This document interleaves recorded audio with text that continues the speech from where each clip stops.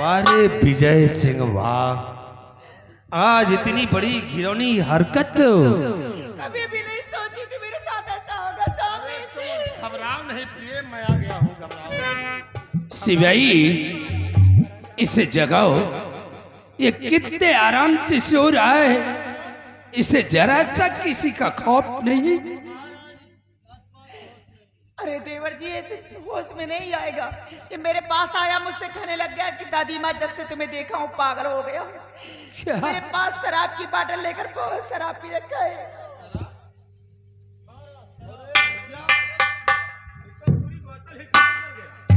इसका मतलब कि शराब भी पीना शुरू कर दिया।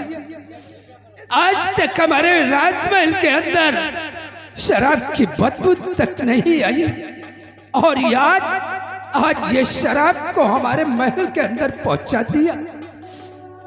जगाओ सिपाही से। अभी होश में आएगा, ऐसे नहीं आएगा।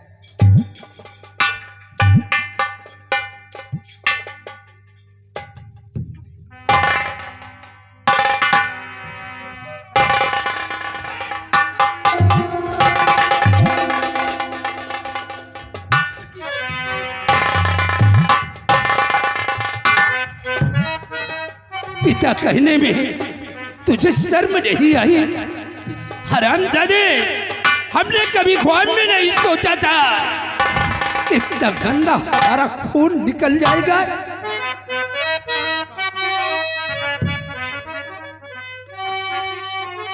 तो क्यों रे पापी, तुझे शर्म आई नहीं? दादी माँ की अस्मत गाते हुए खौफ दिल में हमारा है खाया नहीं?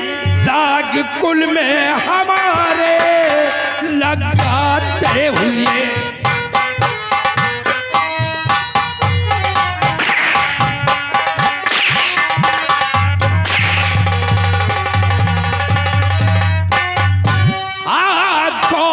खाया नहीं तू जरा? दाग कुल में हमारे लगाते हुए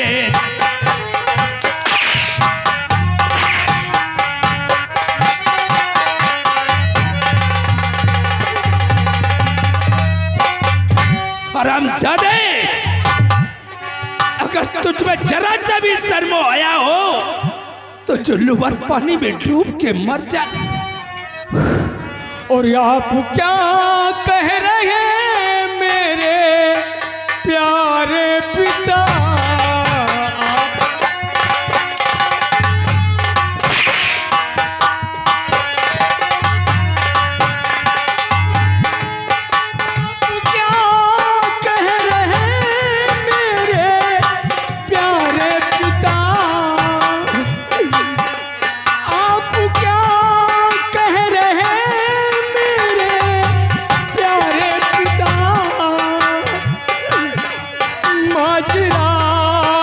समझ मेरे आता नहीं।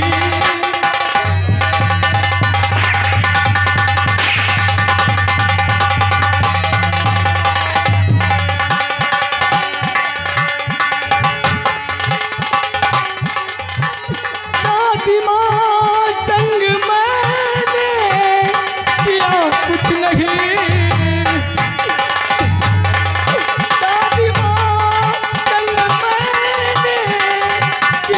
कुछ नहीं दोस्त मेरा, ये कुछ भी दिखाता नहीं।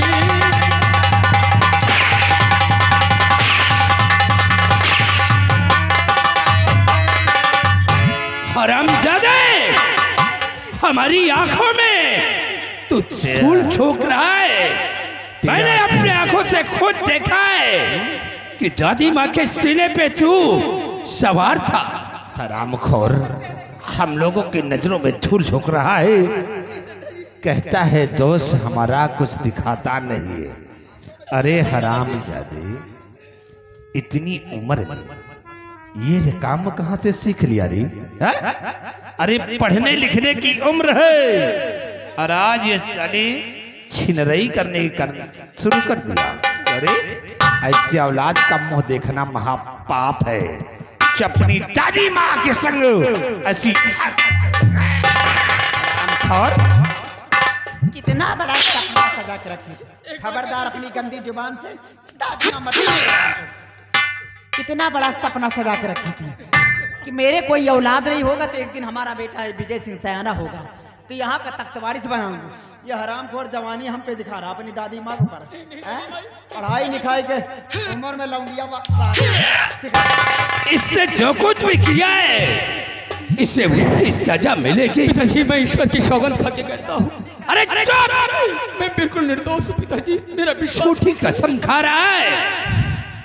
हरामजादे, मैंने कभी ख्वाब में नहीं सोचा था कि एक दिन हमारा बेटा जब सयाना होगा तो वो इस रास्ते पे चलेगा।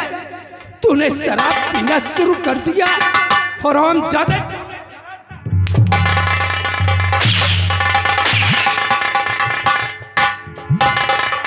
सिपाही चढ़ा दो दार पे इसको, चढ़ा दो दार पे इसको, अदम का रास्ता पाए और देखना गैर वाजिब है यही से साफ हो जाए। चढ़ा दो इसे फांसी के तख्त के ऊपर।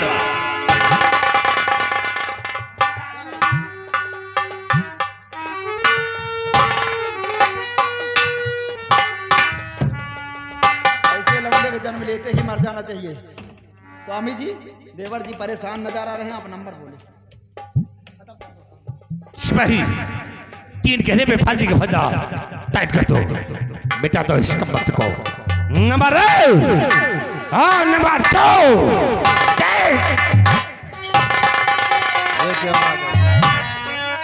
स्वामी जी आप ही क्या करने जा रहे हैं? छोड़ दो मेरे बेटे को अभी। आप क्या कर रहे हैं प्यारे प्यारे प्यार?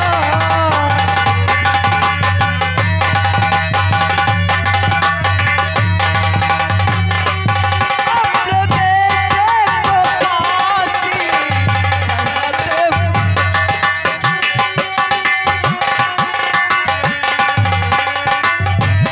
अपने बेटे को फांसी चढ़ाते हुए हाय फटता ना प्रीतम तुम्हारो दिया।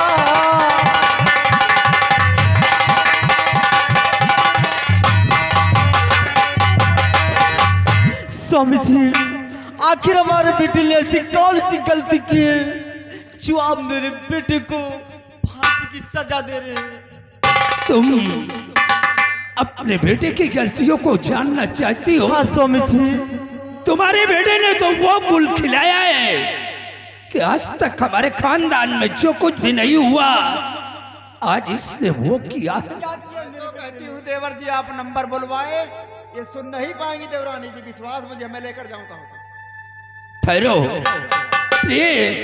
ये अपने दादी माँ के सीने पे सवार होकर ये मौजों के लहर में डूबा था। नहीं मैंने अपने आंखों से खुद देखा है। नहीं स्वामी जी मेरा बेटा ऐसा नहीं कर सकता, मुझे विश्वास नहीं होता। शायद तुम्हें ये नहीं मालूम कि शराब पीना भी शुरू कर दिया है। नहीं अगर तुम्हें यकीन नहीं है तो इसके पास जाकर के इसका मुंह सूंघ कर देखो। ठीक है स्वामी जी। और शराब बहुत बदबू आ रही थी। हरामखोर शराबी जुआड़ी बन गया, पढ़ने लिखने को मारा। बेटे मेरे लाल, ये तूने क्या किया? तूने शराब की नशे में अपनी दादी माँ के साथ ऐसे घिनौनी हरकत की। लेकिन स्वामी जी क्या बात है? आखिर मेरे बेटे को फांसी की सजा न दीजिए। अगर इससे भी छोटी कोई सजा है, कोई छोटी सजा दीजिए, लेकिन फांसी की सजा न। हमने इसे जो सजा दे दिया है इसके लिए वही सजा मुकर्रर है। तुम चुपचाप सीधे यहाँ से राजमहल चली जाओ। देखिए देवरानी जी, औलाद है, दर्द मुझे भी हो रहा है। क्या? औलाद है, मुझे भी दर्द हो रहा है, लेकिन ऐसी गलती हरामखोर किया है, ऐसा गुनाह किया है कि सजा के काबिल है। आप यहाँ के सम्राट हैं, आपको रियासत मानती है, आप रियासत करिए, अपना हो चाहे पराया हो, इसको गुनाह किया। घबराइए नहीं, कहो तो नंबर बुलाऊं। इस राज दरबार में हमेशा इंसाफ हुआ है, इंसाफ होना आज भी इंसाफ होगा। नहीं स्वामी जी, स्वामी जी, अगर आज हमारे बेटे को कुछ हो गया तो यहाँ से एक लाश नहीं,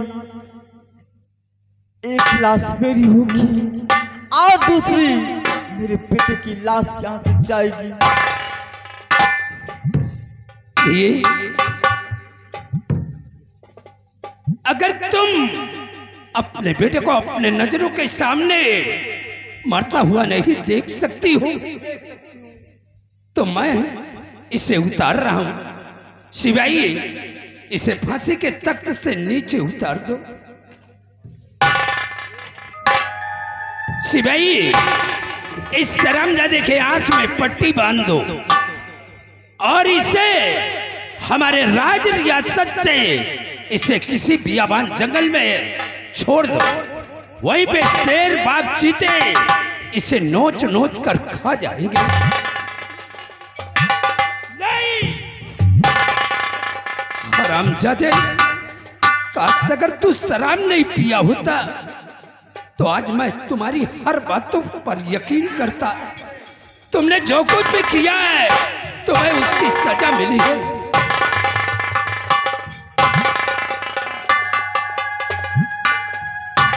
चलो प्रिय, तुम हमारे साथ।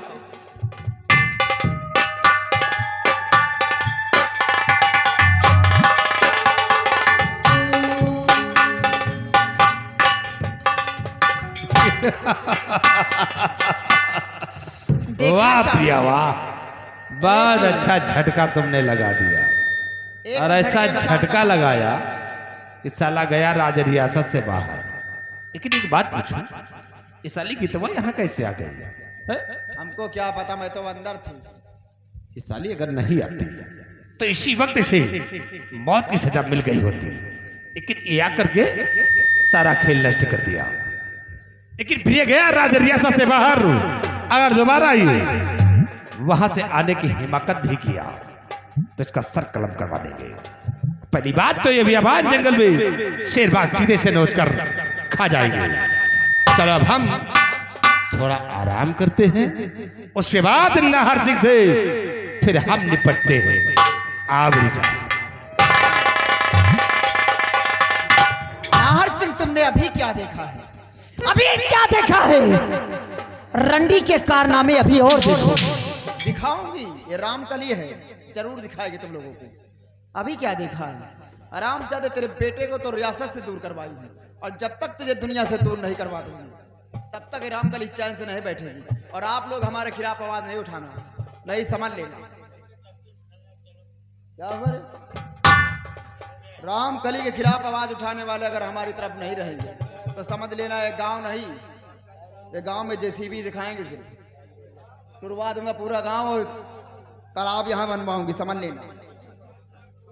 हाँ, तो हमारे खिलाफ आवाज नहीं उठनी चाहिए, ना हाईवे निकलवा दूंगी, एक पैसा नहीं मिलेगा, समझ लेना।